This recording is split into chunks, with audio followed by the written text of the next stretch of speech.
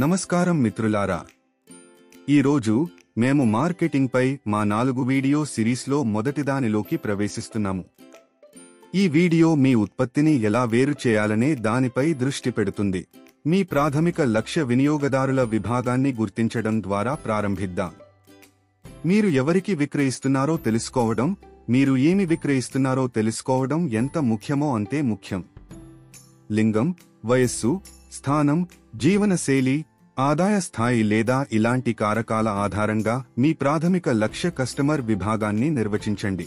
ఉదాహరణకు, మీ ఉత్పత్తి Mysore Pak, laddu, boondi, mixer, soft Mysore Pak, motichoor laddu కాబట్టి మీ ప్రాథమిక లక్ష్య వినియోగదారులు మహిళలు, పురుషులు మరియు అన్ని వయసుల పిల్లలు. వారు తమ కుటుంబాలకు కిరాణా వస్తువులను కొనుగోలు చేస్తారు. మీ వినియోగదారుల ప్రాధాన్యతలను మరియు కొనుగోలు ప్రవర్తనను పూర్తిగా అర్థం చేసుకోవడానికి మీ లక్ష్య విపణి కొనుగోలు నిర్ణయాలను నడిపించే కీలక వినియోగదారుల కారకాలను మేము గుర్తించాలి. మీ లక్ష్య వినియోగదారులు మహిళలు, పురుషులు మరియు అన్ని వయసుల పిల్లలు కాబట్టి వారు రుచి, తీపి మరియు ఆకారాల ప్యాకేజింగ్కు ప్రాధాన్యత ఇస్తారు.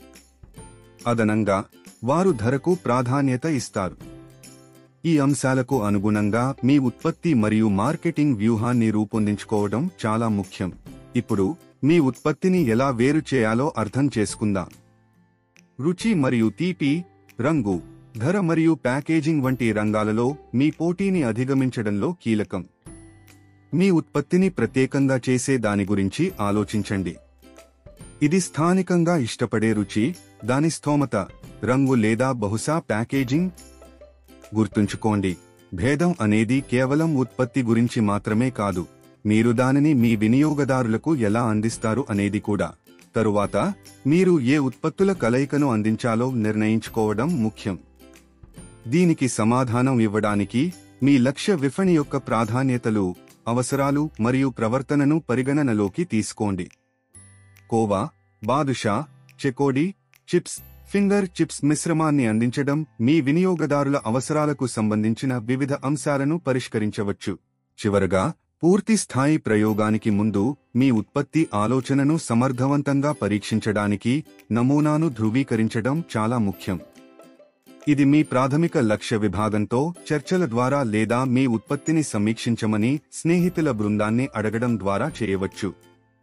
మీ ఉత్పత్తిని మెరుగుపరచడానికి మహిళలు, వారి పిల్లలు మరియు కుటుంబంలోని పురుషుల నుండి అభిప్రాయాన్ని చాలాసార్లు సేకరించండి.